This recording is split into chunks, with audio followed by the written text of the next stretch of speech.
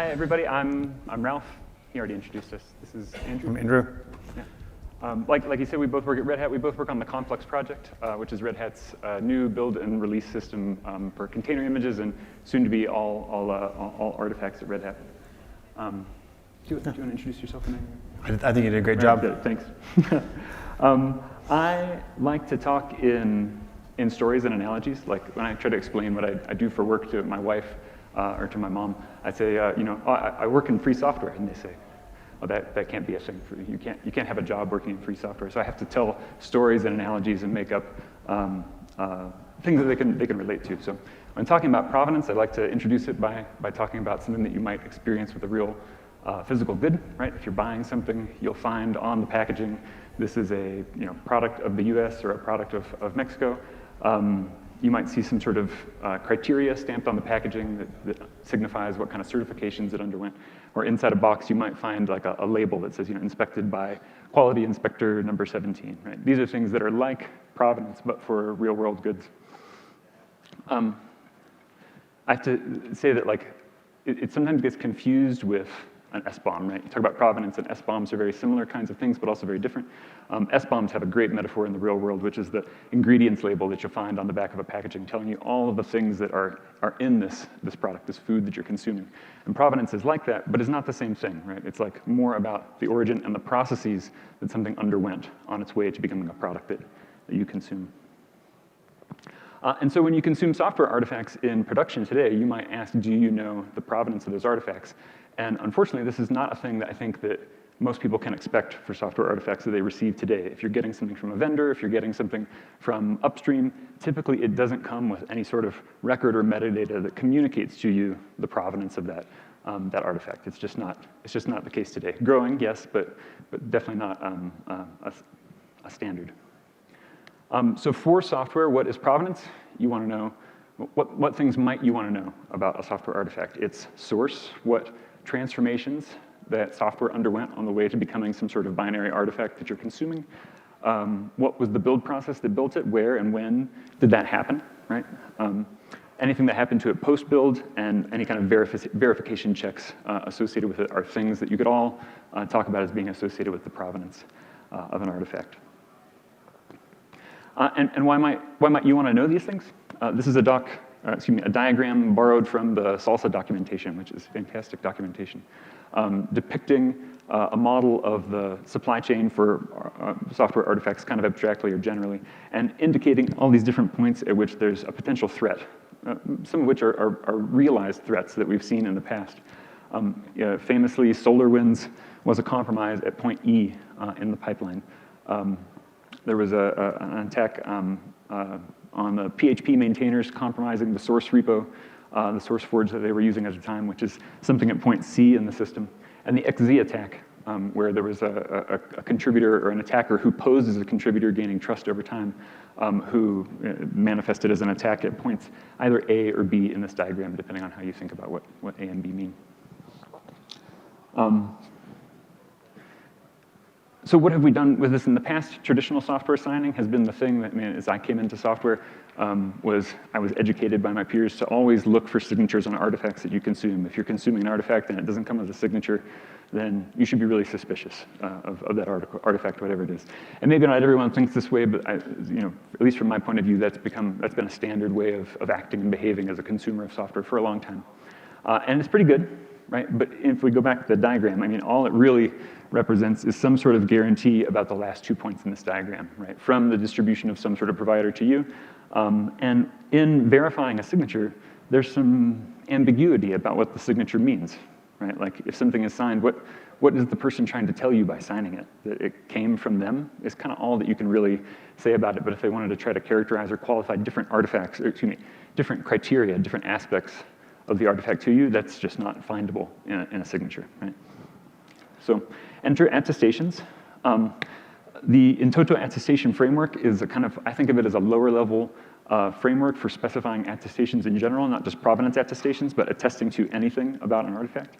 I explain it to my mom and to my wife that it's like an I solemnly swear statement, saying I, some signer, some claimant, am making a statement about some artifact, the subject of the attestation, and then saying some predicate, which is the thing that I'm trying to tell you about it. It was built in this build system. I ran these tests against it.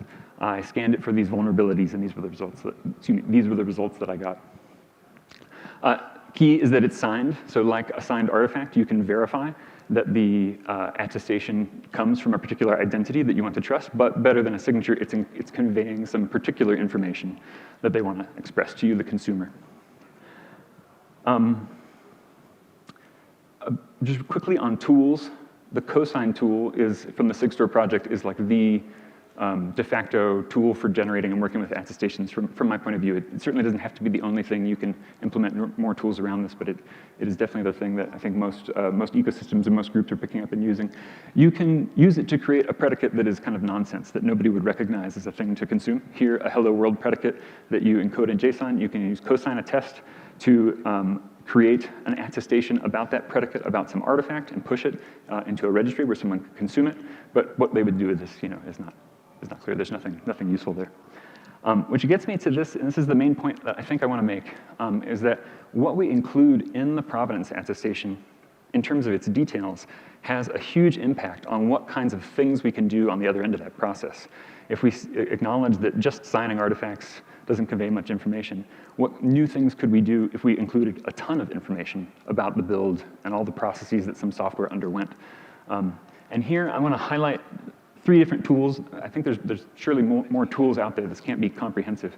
But for GitHub, there's a GitHub action, an SLSA provenance generator attestation, provenance attestation generator action, a GitHub action, that you can run very, very easily, including it in your project on GitHub. And when it runs, it will generate a provenance attestation that's better than that little hello world nothing blob. But I have to say, from my point of view, it's disappointingly terse in the amount of information it conveys. It'll tell you the GitHub repository that the build came from. It'll tell you what commit it came from. But then it kind of stops there. There's no more information. Things you might want to know are like, in a GitHub workflow, there are all these actions that you refer to by tags. But what were the particular digests of those actions at that tag, at that particular time when it ran? Those things are absent from the GitHub provenance attestation. So when I say the materials here are like unclear, that's what I mean. There's like a little bit of material, but I feel like there's so much more that could be there. We looked at what could we do to improve this, and it seems GitHub's APIs don't provide that information in the first place. So to build an action that actually does that doesn't seem possible yet without cooperation from GitHub on improving that. A second aspect about the GitHub flow here is that unless you take special care to use the action in a certain way, then the signing material that's used to sign the attestation is available to the build itself, which then makes your attestation vulnerable to a different kind of supply chain attack, where if somebody can compromise your build, well, then they can sign an attestation that doesn't really reflect what really happens, but publish something else entirely. Publish a hello world, predicate, which would be harmless, but you can imagine a more harmful kind of attestation that they might try to publish. So having the signing material not part of the build, I think, is an important part of a chain of attestations that you can start to trust for supply chain artifacts. A second tool I want to highlight here is Witness. It has a really, really cool design where you use it to launch the process that's going to run a build, and it instruments that process and collects all sorts of information about the process that's running and what files it accessed, what files changed, and their digests over time. And so it has a really, really high degree of detail. Right? You can say lots of things about an artifact given its witness-generated attestations, but like GitHub, the signing material is available or seems to be available to the process. It's not very far away for an attacker to be able to compromise that build to get that and run away with it. Andrew and I work on a platform called Conflux that we've been lucky enough to have a lot of talks about at the conference this week. We are based on top of Tekton, and we inherit our provenance generating abilities from Tekton. It generates a high degree of detail in its provenance attestation. It happens to be a very different degree of detail from Witness, which is interesting if you want to talk about it afterwards. But key is that the signing material is not available to the build in any way. It's an external observer that's observing the build process and generating an attestation about it in detail. And we benefit from that in Tekton. I didn't put a green check mark next to it because there's ways in which that's not impervious, right? Which if you want to talk about later, there's I don't want to oversell it, right? We can get better and better about this. That's what I'm trying to say, I think. With that, Andrew, can I hand it off to you to talk about Conflux? Yeah. So as Ralph mentioned, Conflux is the project that we have that we use as our build platform at Red Hat. It's built on top of Tekton, And I just want to step through some of what you can do with the type of provenance that Chains generates. It's detailed at the task level. So with our build process, we have build, test, and release processes within the pipeline, but every one of these actions is composed at the task level, and so at every task, or the provenance is generated for every task, and we can build up trust at every task, and so we can see that the clone is a trusted clone, and any kind of prefetch is a trusted prefetch, or the build is a trusted build, and every single step in this process generates that verifiable evidence. We additionally generate accurate SBOMs that just adds additional metadata later on for when we want to have policy-driven decisions. So as I was saying, what can you actually do with this kind of detailed provenance? Well, the first thing you can do is you can see what was actually done during the build. You can see what practices were followed. You can see what parameters were set. If you say you need to have a network restricted build or hermetic build, do you actually have that parameter set for the input to your build task, or does your build have access to the internet, and so you don't actually know what is in that container image? Because all this information is recorded in the provenance, then you can also audit all the artifacts that are produced to go back and say, we released something, we might see some kind of issue with it. Well, how was it actually built? That also goes into the incident response. If you know that there's an issue, a vulnerability with one of the artifacts, you can go back and look at the provenance and be like, well, was there an issue with the build? Is the build vulnerable? What other builds might have used this specific task? What other artifacts might be vulnerable? But it's not just static. Everything is driven by policies. You have policy evaluation at the end, and those policies can change. The policies can critically block artifacts which are out of compliance. You can set policy changes in the future. If you want to, say, require a new check, you can set it to start 2 months out, and then at that point start warning the developers on the platform, we have this policy, it's going to be blocking in 2 months, you need to react to it. But you can also set different policies based on the target. So maybe if you are pushing an artifact to some development deployment, you don't need to pass anything. But when you go to release, you need to pass everything, or you can't actually go through. And then you have somewhere in the middle where if you're pushing to stage, you might need to meet some of the requirements, but you don't have to meet everything. So as an example of these machine readable policies, all the policies are written in Rego.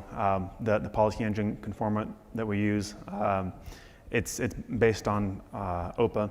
And so it's a lot of text, but really what it's saying is there's a set of tasks which we require to be present. You have to have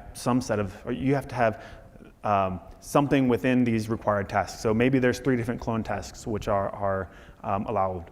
You have to have one of those. There's 5 different build tasks. We trust them all equally, but you have to use one of them before you pass.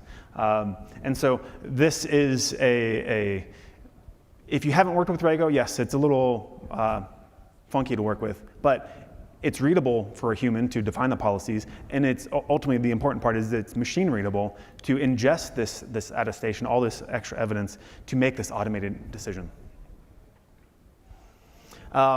So we've seen what we can do, but what does that actually mean? It means that we can have a different path to innovation. So one way that you might think of to ensure you have secure builds is to just make things that are insecure impossible. Innovation's slow. You might have to work with 12 different teams within your organization to get all the changes in the right places to actually start producing the artifacts. The people who are at the end saying, yes, you can do this, no, you can't do this, might be so far removed from the implementation that they don't actually know whether something is secure or not. And what this ultimately ends up happening many times is that developers recognize the friction here, and then it creates a whole set of shadow pipelines where you're still having artifacts that are being released, but they're going through absolutely no control. And so that just becomes problematic. But if we define what's good based on the evidence that's attached to every single artifact, then we're able to create a process that has a lot less friction to reduce the impact or to reduce the frequency of those shadow pipelines. And you enable to have this policy-driven development that has the requirements clear at the beginning. You built your artifact, you have all the evidence, you can run your policies during your pull request. If you're in development, you can experiment, you can change your pipeline, and that's okay. You don't have to worry about it at release because it's going to pass, or it's going to fail the policy. And so at release time, you don't care if developers have experimented. They can even experiment in these artifacts that are being released as long as their experimentation doesn't affect the security of the build.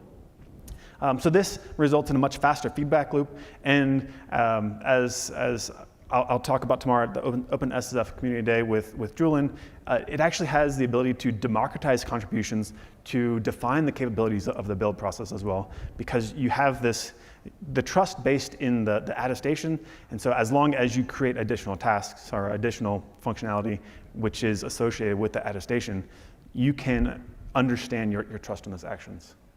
So we think conflict is pretty cool. As Ralph mentioned, we're really lucky to have multiple talks. The first two ones are in the past, so unless you can time travel, you can't get to them, but luckily there will be recordings posted.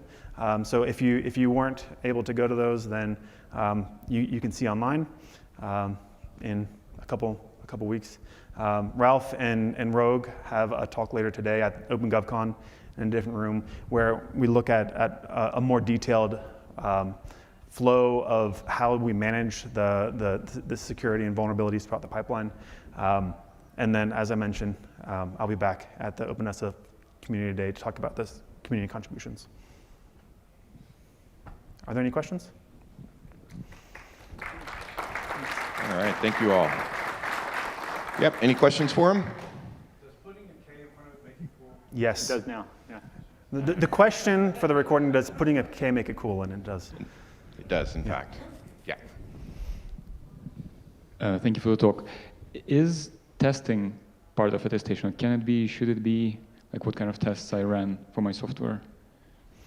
So some of the tests that are run in these default pipelines, like you have your security checks, your antivirus checks, those have the ability to have the provenance generated by Tekton Chains as well, and so that can be gated as well. I was talking with some folks yesterday, and I mean, I think that the way we do it, it can be improved, but I think that there's a path towards improving it better to enable more flexibility in the tests that are running while still having them be gating. So yes, there is. Right now, that pattern is to have it in a pipeline run. That pipeline run's provenance is generated, but we can decouple that.